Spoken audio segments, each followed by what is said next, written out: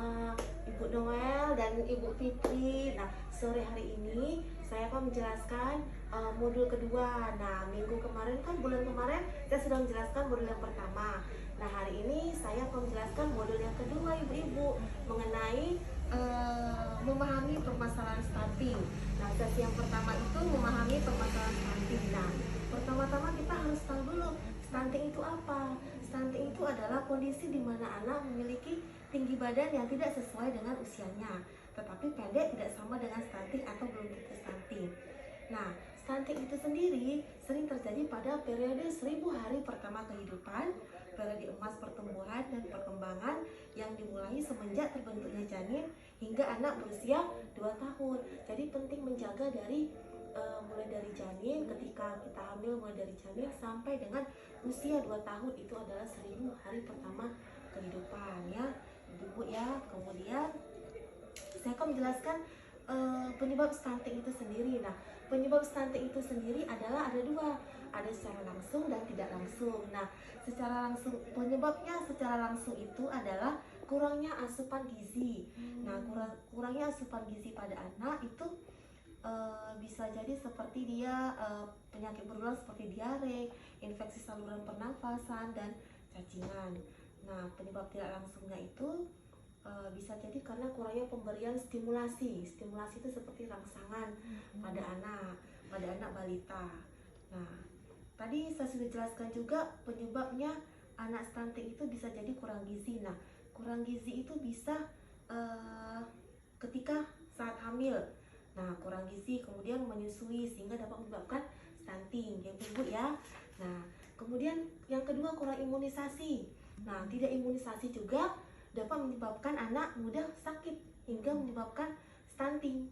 Nah, kemudian tidak cuci tangan. Kita juga sering memegang anak kita ketika menyusui, kita tidak cuci tangan, tidak steril tangan kita kan ketika menyusui. Itu juga bisa menyebabkan stunting ya. Jadi kita harus rajin mencuci tangan dengan air mengalir, kemudian dengan pakai sabun. Kemudian tidak mempunyai atau tidak BAB di jamban yang sehat ya.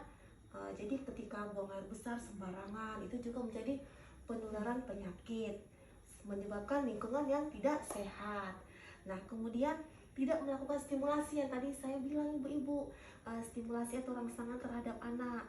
Jadi ketika anak tidak mendapatkan stimulasi atau rangsangan, itu akan menghambat perkembangan anak itu sendiri ya.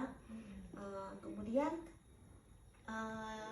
tidak datang ke posyandu rutin ya, tidak datang ke posyandu atau pos pelayanan kesehatan gitu. Jadi kita tidak bisa mengikuti perkembangan anak, berat badannya, tinggi badannya tidak sesuai dengan usianya. Itu juga dapat menyebabkan stunting. Nah, kemudian di sini saya juga akan menjelaskan bagaimana pengaruh stunting itu pada anak balita.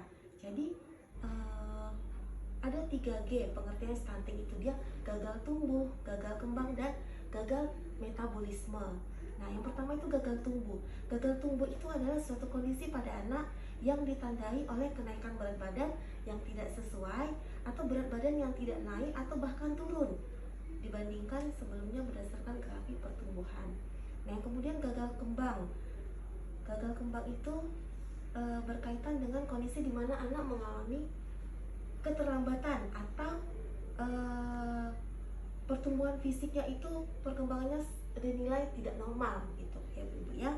Nah, kemudian yang ketiga gangguan metabolisme. Nah, kalau gangguan metabolisme itu adalah kelainan medis yang mempengaruhi produksi sel tubuh anak itu sendiri. Nah, kemudian bagaimana Ibu-ibu bagaimana kita memberi dukungan pencegahan dan penanganan pada anak stunting? Nah, yang pertama itu adalah paling penting gizi anak dalam 1000 hari pertama kehidupan atau disingkat dengan 1000 HPK itu sendiri, dimulai sejak masa kehamilan sampai anak berusia 2 tahun. Nah, jadi ketika ibu hamil atau ketika ibu menyusui itu harus kita mengkonsumsi makanan yang bergizi, dan kemudian ibu juga harus rajin minum tablet tambah darah sehari sekali. Nah, kemudian harus rajin memeriksakan kehamilan setidaknya 4 kali selama kehamilan posyandu terdekat atau ke bidan terdekat atau ke puskesmas terdekat. Nah, kemudian mencuci tangan seperti tadi saya jelaskan dengan air yang bersih dan air yang mengalir ya ibu-ibu ya. Nah itu tadi, jadi ibu-ibu bisa nggak nanti mempraktekkan semuanya itu?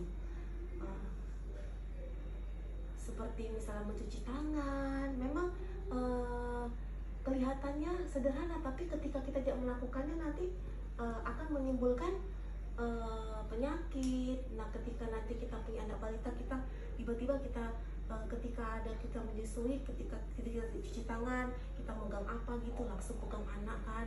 Nah itu tidak steril ibu-ibu, jadi harus rajin mencuci tangan. Nah kemudian tadi kita harus mempunyai jamban yang sehat. Jamban yang sehat itu bagaimana? Dia harus apa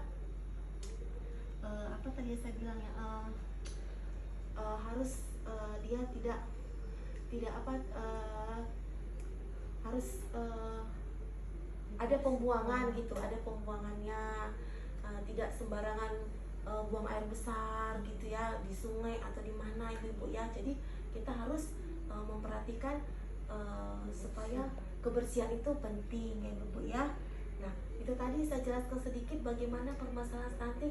Ada yang mau ditanyakan ibu-ibu, Bu Fitri, Ibu Noel?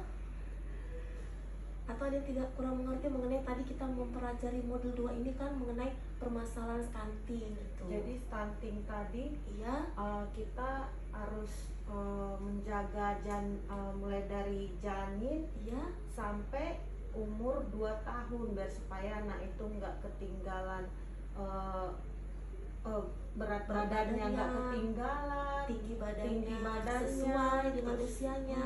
Iya ibu Noel, betul sekali. Jadi mulai dari janin harus sudah kita kasih vitamin atau pokoknya yang asupan gizi. Iya. Dan juga jangan lupa minum TTD-nya, tablet tambah darah. Nah itu penting sekali. Kita tidak boleh, harus wajib kita minum itu selama masa kehamilan. Iya. Oke ibu-ibu. Oke, Ibu Fitri, jelas? Ibu Noel? Ya, terima kasih ibu-ibu. Nah, mungkin nanti bisa dipraktekkan ya apa yang tadi kita diskusikan ini, kita bahas ini, dan semoga nanti ini bisa bermanfaat buat kita semua ya penjelasannya. Oke, sekian dulu saya akhiri hari ini materinya ibu-ibu ya untuk modul 2 sesi pertama mengenai permasalahan stunting. Oke, bulan depan kita akan masuk modul 3 ya ibu-ibu ya. Oke. Oke, saya ucapkan terima kasih untuk hari ini. Sekian dan terima kasih. Bye.